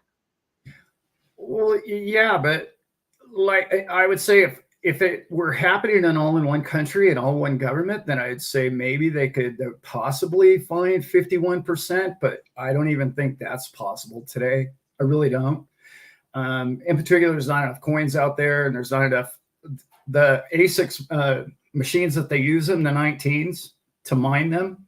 There's just not enough chips out there, and all of them are being soaked up. NVIDIA's just gone crazy because of these, and they can't produce them fast enough. And I was just listening to Elon Musk the other day. He was talking about America, or the world, doesn't have a big problem in any area except for three. And he said population, chips, and electricity. Mm-hmm. He said, we don't have an electricity problem. We have a chips problem. Mm-hmm. All this AI is going to soak up all these chips. And a lot of these chips are going to all these mining companies, right? Yeah. So if you have so many countries trying to compete for all the same amount of chips, that brings exactly what we are: decentralization. It's not one conglomerate, one company, one group having all the miners. So everybody competing, I think, is a very good thing. Oh, yeah. Yeah. I think it does. I think, and just like Elizabeth said, that we can't spend 3 hours on it because I'll just keep having question after question. Well, Simon and Alan could spend 3 hours on it easily, like on a Tuesday. I'm so biting my tongue right now. I'm using every fiber in my body body just to hold back and go, just let it roll, bro. Just let it roll. I want to hear what Simon thinks about either what I had, what my answer was, or what he thinks is why, or who Satoshi or whatever. Okay, so I am personally, I'm of the camp of I kind of alluded this to before, whether it was created by a bad person, a bad team for bad intentions, and is now becoming the possession of the good people, the good teams of this world. Okay, and we all are going to use it for different means. And when we all take one thing that is finite and we use it to better our communities and our world, in effect, I'm using it for my purpose and my purpose alone, which is decentralization at its core. Okay, my Alan says this all the time. My show, my opinion. Right? Yep. That's 100% how it works. Wrong or right? I do the government aspect to it. Okay, let's go down this rabbit hole a little bit on the government side. Okay, most of us know that the code is written in SHA. SHA was allegedly, according to all the documents out there, was created by the United States military. Okay, now created, got the start. We don't know where it went from there and who all was in part of it and etc. Right? You look at all of Bitcoin. This is with Bitcoin. There's cryptography. Cryptography has been around forever. SHA, the code, has been around forever. The framework that's there has been around forever. It is a culmination of the technologies that were already in existence and brought together. Now, the who or the how many for me, it's irrelevant. I am getting stuck on an issue that could block my opportunities to not only improve my life, but the lives of my community and anybody that I meet. Like, so it's almost like recognizing that's a fear component. Okay. And when people ask that question, they are concerned. And I asked that same question to my brother, who is no longer with us anymore. But before he left, he gave me one thing, and that was Bitcoin. And he got in Bitcoin March 2009. That's when he got in. And he told me about it. Right. And I was like, well, great. That actually sounds cool. It's like internet money. Yeah, I can see internet money going far. Oh my gosh, this is great. Who created it? I don't know. Where's it come from? I don't know. Yeah. Keep in mind he's 19. I'm like, okay, dude, I'm not gonna jump your stuff. But we're gonna need to know some of those things, man. You're giving people money, you don't know where it comes from. Like we're gonna need to know that part, at least a little bit. Anyways, I've shared that personal story with lots of people, but my point there was is when he told me it was Satoshi Nakamoto, I did the Big Brother thing, because at this time in our history, allegedly personal computers were being hacked, and those hacks were coming from China. Now, I wasn't really good with my Asian descending last names. Okay, I was like, that sounds Japanese or Chinese, man. I'm like, so how'd you get the Bitcoin? And he goes, I used my debit card. I was like, oh, you what? You gave them your account number? Oh my God. I freaked out. Totally freaked out. Right. All right. Okay. So, but this is a fear space, right? But I rewound and said, okay, dude, here, check it out. I don't think you're in trouble. Just watch your bank account. If you see anything nefarious, call the bank. Put a stop on it, and we'll back out of it, or you'll back out of it, or whatever, right? That's right. Well, it was a couple. I gave him the fear, though. Okay, and this is kind of my point, the fear part. Yeah. Right. I gave him the fear. It had his total portfolio had dropped $7 within 2 days after me going, holy crap. He pulled out, never got back into Bitcoin again, and then he left this world. But yeah, he lost $7. I was like, I'm like, you sold because of $7? He's like, dude, that's like date night money. I was like, oh, that's a point. I mean, that's your ticket to the movie and a couple cheeseburgers from Wendy's at the time in 2009. It was probably 100 coins. I don't know, because it was still fractions of a penny. It wasn't a penny yet. One of my boys came home and told me about this internet money. Mom, I want to buy, I'm pretty sure they called it Bitcoin. I want to buy this. And I said, hell no, you're not buying that. You don't know what that is. And I just dismissed them and told them no. And they were telling me their friends were actually, they bought like something with it. Like they were sharing it with each other. But I wouldn't let him do it. And of course he was young. He didn't have his own bank card or anything like that. And he wanted to, and boy, guess who feels like a big old dummy now for not listening. So it's one of those things where, sometimes we think we know so much because we're older, and the youngers, they're researching these things, and they're discovering things, and they're a little bit, they're less fearful. And you're right, Simon, we're the ones that are kind of pushing the fear on them, or I was, you don't know. In that situation, back to what Alan's comments. $20 on it, big deal at the time, right? But well, I had to say no, put my foot down. Exactly, because you didn't know.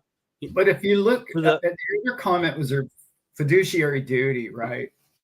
Well, here in about a week, their fiduciary duty is going to be to buy a bunch of it, because there is no other asset that has done what it's done the last decade, ever. There's no investment that's done what Bitcoin has done. So their new fiduciary duty, everybody keeps talking, oh yeah, well, they're going to allocate 1 or 2%.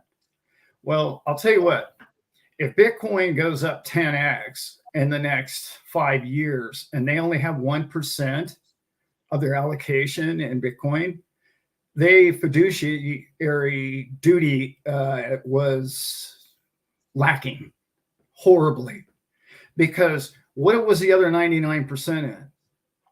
This is the question nobody's asking themselves. Good point. Very good What, point. okay, what did you buy, Wall Street? Okay, Apple. All right, well, maybe you wouldn't get fired for that. But there's not a lot of investments out there that can say what Bitcoin has done recently. And now they're going to put a legal stamp on it globally, which Hong Kong has already done. Many other people have already done. Your fiduciary duty is to have a little bit bigger allocation than 1 or 2%. That's my opinion. Mm-hmm. There's one other thing that happened yesterday that I was going to talk about on my show and I forgot about. This is so big that a lot of people don't understand this one. Okay. The numbers came out for what they're going to charge for this ETF. I don't know if you guys caught that. Is that the seed money? Yeah, no, this is what they're going to charge for a ETF spread. Right. Okay. Okay. So GLD is 0.40. Okay. That's GLD ETF contract, a broker fee. House fee. Okay. So Grayscale came out and said, we're going to go 0.39. Interesting. To start off, it's going to be cheaper to buy Bitcoin and an ETF than gold ETF. Mm-hmm. Day one. Now, if you look at what's his name, he already said, the first 6 months, we're not even going to charge a commission. You can buy as much as you want without commission. Who is he? Galaxy, right? Mm. Okay, so yes. BlackRock now is they're under the gun. What number are you guys going to charge? So now starts the bidding war, the competition. Mm-hmm. And let's just think about this now, guys. You can actually buy Bitcoin in a week or two cheaper than you can buy a gold contract. So how many people are going to buy gold contracts going forward? Not me. Not me. It's hard to say, though. I mean, I don't do that now. We wouldn't do it, but there's a lot of people that do, and so getting the education out there for people. Although, when I first started learning about this whole fund and them talking about all of the folks that sell those are sharpening up their their skills on and getting ready to sell. And so you're probably right that a lot of people are going to start buying it because they're going to be swarmed with it. When the green light says go, boom, they're all going to be ready for it. And that's what I think that so many things take time, but educating the salespeople and understanding the asset that they're selling, right? They have to be able to convince you or I to buy it also. So I think that's what's been being done in this background here. And then once it gets the green light, you're probably right. And then also I hadn't thought about the competition on the pricing in terms of the fees, and the more that come into it, and all they got to do is just a little bit by little bit, make it less. And I mean, who knows what it'll end up being, the fee, if more people are approved to. I think I didn't mean to say that people aren't going to buy gold. They're not going to buy gold contracts. Contracts. No contracts. Yeah, they're going to buy real gold, as we know. Right. Most of those people. Who are those? Yeah. Who are they? Your prepper community, your baby boomers, your people that really believe in holding possession. If you don't own it, if you don't hold it, you don't own it. No. See? Yeah. Why not? Yeah. So there's a lot of people. Keys, not your crypto. Not your keys, not your crypto. Right? It's true. It's true. Yeah. Right. So you can send me all your gold bars. But what I meant by that is the institutions don't think like that. Small-time guys or backyard guys do. They think physical possession. But when you're talking about brokerage houses and thousands of brokers, and they're getting on the phone and calling their clientele, hey, how much of this allocation do you want? They're talking to people that buy paper. Yeah. They buy paper. And the paper part, though, Alan, the contract. Okay, this is very, very important big highlight here. That the contract is a different sandbox, if you will. Okay, if you have, if some of you out there have a Vanguard account, right, or your company has an account with Vanguard, and that's how some of your retirement funds done, right? Okay.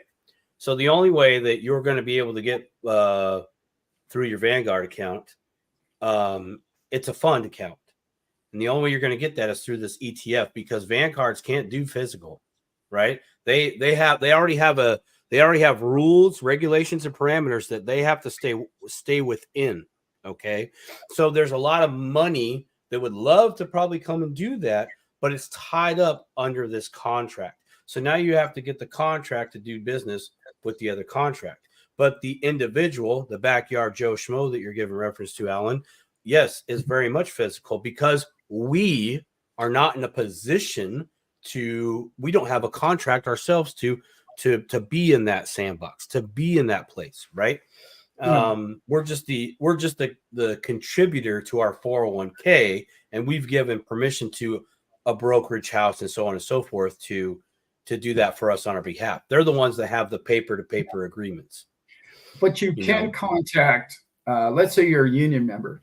You can contact your financial representation through the union and say, hey, I want to buy more of this Bitcoin. Oh, yeah. Now it's legal in my 401k. Yes. Now, and the pension. And some 401ks, you actually have control over what it's categorized. You don't get every ETF there is available, but you can have different categories. Oh, I want more allocation to, precious metals or this or that. The problem is like my we go through Securium, which is now turning over to Standard. The Standard is taking over Securium. That's who I got. Standard. Yeah. But our plan is only they pick the investments that we can choose from, right? Once a year, they can change which investments that you do. So even if if I'm looking forward to the money that's trapped in my 401k, hopefully being able to participate in putting some money into a Bitcoin ETF, but that's only going to be if the folks at the Standard and our board elects for those to be part of our choice, right?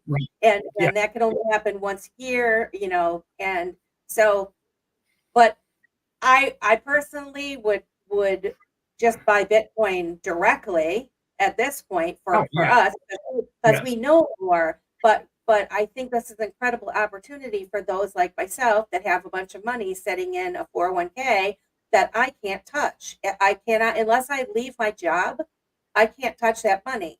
Which is it's really makes me mad, but it is the way it is. Even if you pay a penalty? Even if I pay a penalty, the only thing I've been able to do, and I've done, this is not financial advice to anybody, but I did borrow some money from my 401k because it's the only way that I could get it out. And then I'm paying myself back, right? But then I was able to put some money into the assets that I wanted. And if I could do it again, I would do it again, but I gotta pay the first thing off first. But and there are some 401k plans depending on what their terms are. But most of them do not allow you to take out unless you are retirement age already or you're military. There's specific rules. We don't allow hardships, so I couldn't even say hardship or anything like that. So, which just I don't know. It's frustrating. It is what it is, and I just had to let it go. But if anybody is dealing with that, that is the workaround. Borrow. But although since they raised the interest rates, now it's a higher interest rate. I saw some people taking loans from it recently, and their interest rate was like 9% when mine was like 3%. you know, Yeah. anyway, That's called propping up Wall Street. You know, right? that's what all that whole thing really is. Yeah. Whoa, By the easy, way, Alan. We it's can't true. have this be a 5-hour show. That's right. Your IRA as well is going to be, you're going to be able to allocate that to Bitcoin too. Nobody's talking about that, but that's next. Yeah. Yep. Well, there's a whole nother plan, and Manny just brought it to the attention in the comments down there. Infinite banking is the way to go. Infinite banking. I know someone right here, Elizabeth. Why don't you just share a little something about the infinite banking? What's got you excited on this? All I think about is infinite banking now. I think about it more than I think about the fact that I could have had 2,500 Bitcoin here today.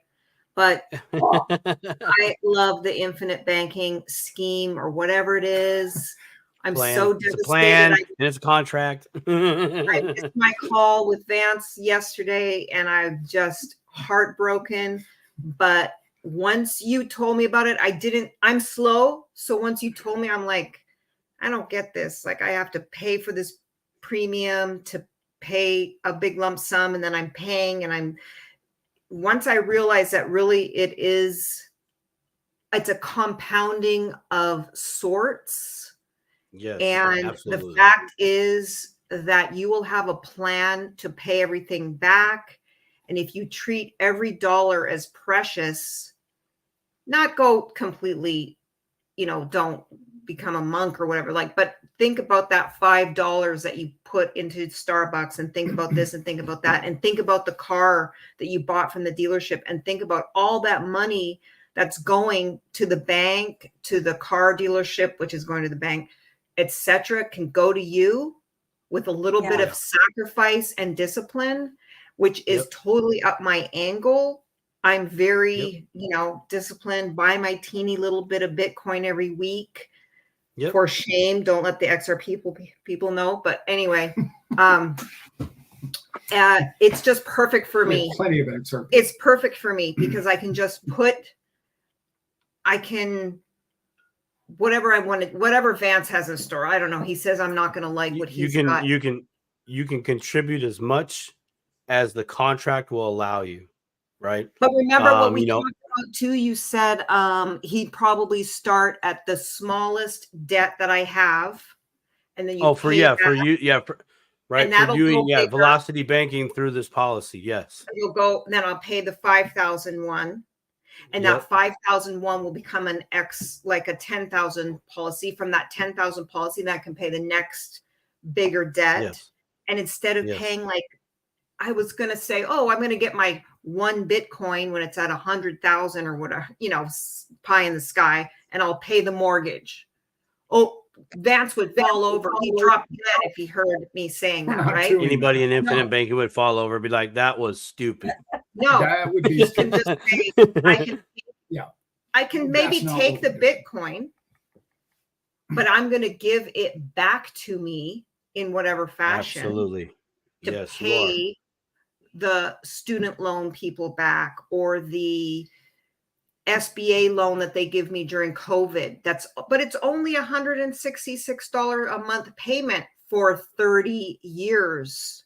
For 30,000. Exactly. And something else I learned about infinite banking, and I learned this, and Alan said, "Oh, you're paying interest," and I'm like, "But no, I should be paying off my principal too. My principal should be going down." No. You pay the principal on that loan, the interest up front for 20 years. Yeah. You're giving them interest. I really didn't know that. I'm a lawyer. I'm not a banker. I don't know bonds. I don't understand all this stuff that you talk about from day to day, but I do understand like a balance sheet. And so when I thought about that, I thought, wow. And then we have a friend, he thinks, he's doing the best he can and he's getting those low interest rates. So that's the suck. The other suck you in. The banks love that because it's a repeat customer, the low interest rate, right? Oh, I got my car and it's 5%, or no, house is better, right? So you buy your house at 5%, and then in a few years, we're going to refinance your house, right? At 2%. You are getting hosed by doing that. He talked about that. He makes you listen to the show, and he says, you listen to the show and you understand that interest rates are bullshit for you. Oh, I did it. Show. Sorry, Melissa. I know. No, it's fine. I wasn't already banned. I'm already banned from Alan's show because of the potty mouth. Okay. We'll Sorry. edit that out. Where are you too? Oh, wait, it's live. Okay. No big whoop. But interest rates, watch it. It's a scam for you. It's a scam for the unwary. The 0% car. Okay, that's not bad, but you could be giving your $500 a month to you instead of to them. I learned that was very powerful. The interest rate thing, I did not know, because I started paying this SBA thing. I'm like, oh, I'll just keep the 166. I mean, I can do that, whatever. But all I'm doing is 166 interest for probably 20 years. Yeah, add that up. Yeah. They love it. The student loan thing as well. Just double the payment every month. You don't. Yeah. Vance would never say to do that. He would never say to do that. He would say, pay them off in 15, but pay you. You come up with 30 grand. No, that's right. Pay you. Yeah. 15 years. And he also explains about the 15-year versus the 30-year mortgage. I'm telling you, I sucked up the Kool-Aid on the infinite banking. I'm all freaking in. So one of the perks about infinite banking is much like what Melissa was talking about, your 401k. Okay, one of the benefits with some 401ks and not all is you can borrow against your 401k policy or fund, right? And you can use that loan to do whatever you need to be doing. Okay, but there is a crap ton of restrictions with that. With the infinite banking concept and a specific policy contract that's dividend paying, you pay into the policy, and for an example, 40% goes to the death benefit side, meaning if you kick the bucket, family gets a fat check of $500,000, whatever your death benefit policy is. But on the other side, there's another side of this. 60% of every dollar that goes in, 60 cents, goes to the cash value side, which is immediately available to be borrowed against. Now, let's bring it around to crypto just real quick. So you have 60% chilling in this safe place. You're staking your money. It's earning interest. It's getting rewards. It's getting dividends, right? And then what you do is you go, hey, I'd like to borrow $10,000 from that. I'm like, okay, cool. Well, the only thing you've done here is you've given the staking pool the right to liquidate $10,000 worth of your coins if you don't make your obligations. I know I froze there. It looks like that's cool. I'm still playing ball.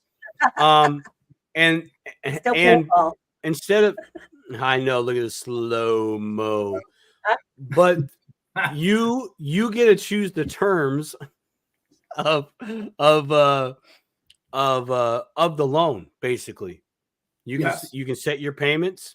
It could be 10 years, it could be 100 years, whatever you want. You're paying your bank back. That's not U.S. Bank. That's not Bank of America. That is Simon Says Crypto First International Bank for life. I'm paying my bank back. My bank gets its principal back, but wait, there's more. That portion that I'm borrowing against, it's still making money while it sits there. I only gave them the right to claim a portion of that if I don't meet my obligations and pay the loan back or I die, right? Yeah. That's still earning interest. That's still earning dividends. And I'll tell you what's still going to be happening.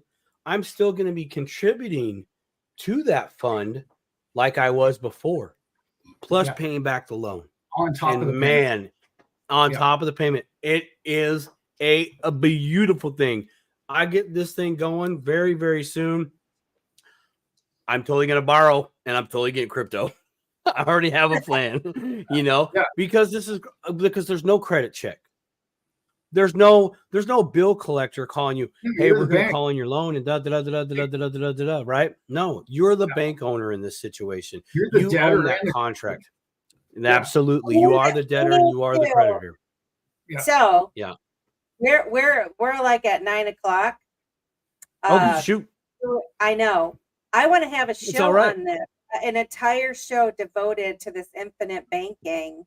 Because Cool. I think I would love for people to learn more about it, and even like what, us poor folk, how much money, realistically do we need? What I would love is for anyone who's listening to the show or listening to the playback, put together some questions that you'd like answered, and so we could put together a good show for you and answer all of your questions. Yeah, Cody says, please do have a dedicated show to this. Let's bring so on Manny as well. Manny, Manny? he's already doing the infinite banking concept. Is that the one? Yeah. And the thing is, you will also not make the interest on the money you pull out. All of it. It's just you're paying yourself. You're the three trifecta. What Simon was trying to explain to me when he first explained it. Like you're the trifecta of everything. You're just paying yourself or whatever. I think they have a catchy phrase for it. I will say this. So it's not exactly the same.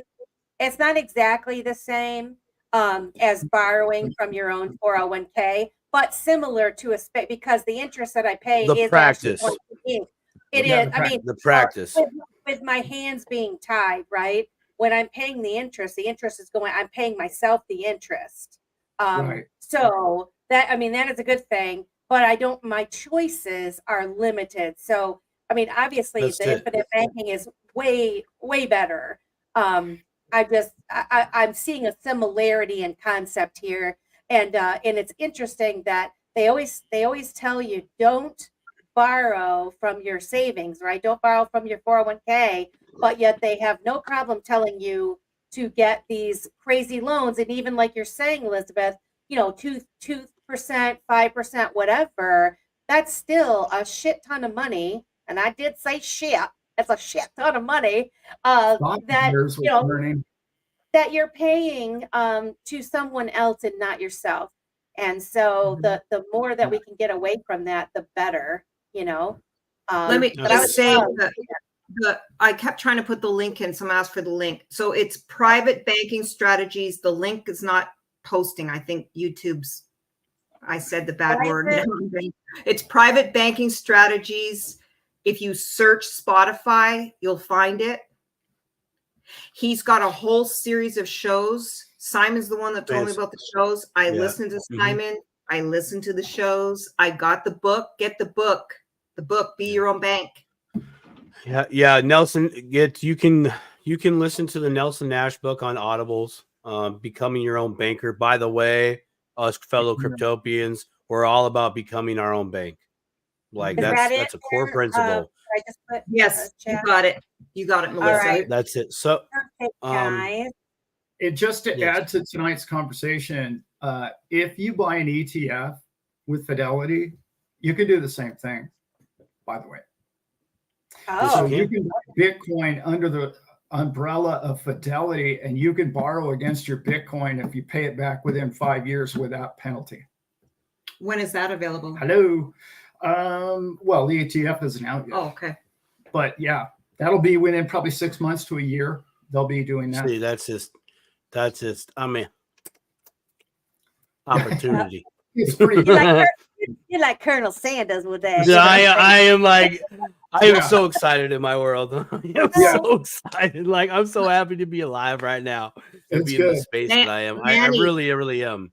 Vance he researches all the available companies for you that will take you. And also, if you're just insure your nephew who's 20 years old.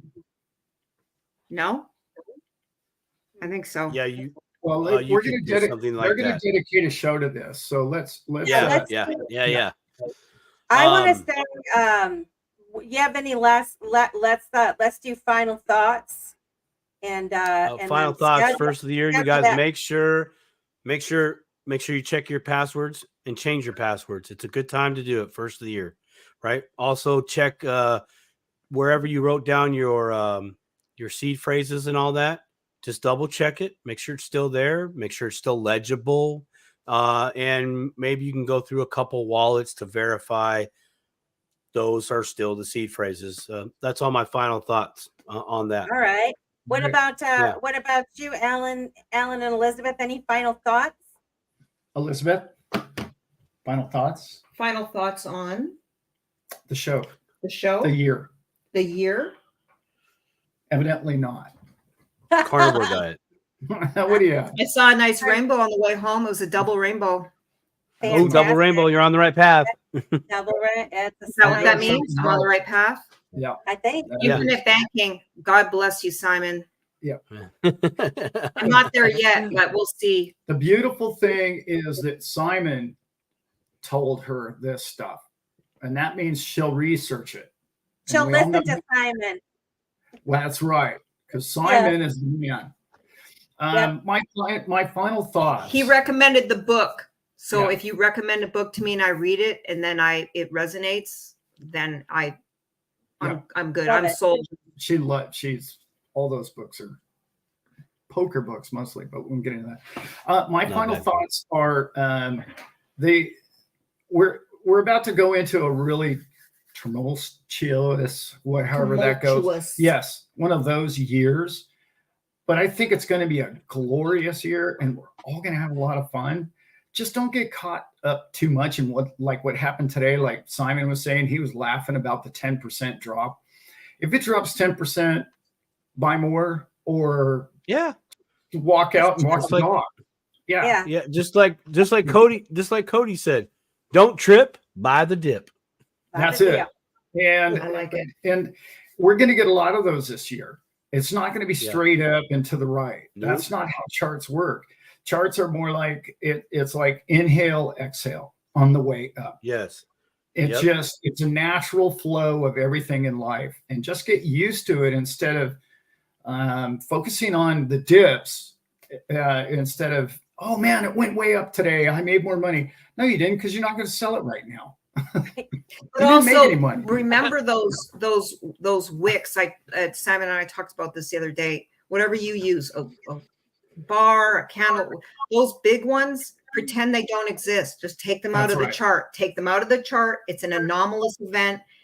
And look at the other bars and see what you have. And don't get all exuberant on something happened, some announcement, some whatever, and it went zoop and then it went down. That's right. It's just it's a momentary thing that you shouldn't place too much permanency on. Yeah. My show today was Complex. about people didn't. I woke up this morning, everybody in crypto were panicking about the fact that it dropped 10%. Stock market crashed. Everything crashed. The stock market lost like $3 trillion, I think, this week. It's like inequity. But like everybody was panicked about Bitcoin or crypto, and I was laughing, going, well, the bond market collapsed 3 days ago, and this is an aftershock. That's all it was. Yeah. It's not. Not a big okay. deal. Yeah, it's not. Everything is going to be fine. Everything is working itself out, and as we progress over time, things will get more and more stable, in my opinion. yeah. You Absolutely. just have to be patient, and if you know what you hold, you could be calm, cool, and collected, right? I mean, Absolutely. that's how I look at it. Sleep But well. Perfect. I just want to tell everybody, thank you Yeah, so thank much you. for coming to the show and supporting us, to be part of it. Alan and Elizabeth, thank you so much. Jay, I want to say thank you for coming. Farmer John, Manny, Crypto Professor, all of you, Renita stopping by. I mean, it really means a lot to us that you guys are supporting us. I know people can't be here every time. But boy, it sure does make me feel great and special. And And again, you too, Simon. Thank you so much. I'm loving doing Always this a pleasure. This is our first Dip a Dip a toe. Toe of 2024. And Dip a toe, so we're 2024. going to schedule the Infinite Banking show, and our next show will be. Are we going to do? Are we sticking I with think we're every 2 trying. weeks, or we're going to do every week? I think we're trying to do every week at this point. All right, so You next mentioned you said next Wednesday, possibly unconfirmed. Mr. Man, correct? Oh, yes. That's a little Okay. secret. Possibly. Simon. We still have to work out those details, but it's a possibility. But yeah, we'll be doing it next Wednesday. And if we don't, we're going to talk about that map. Yes, the follow we are. the money crypto map. We're going to touch a little bit on that. Maybe we could even get Citizen in the future to come on the show with us. I bet that would could. be epically awesome. That would be awesome. I'll reach out. Anyway, well, we did go 10 minutes over, but we love you. I got to play the outro, and cool. And so here we are. For those who like our song, it's becoming my favorite song.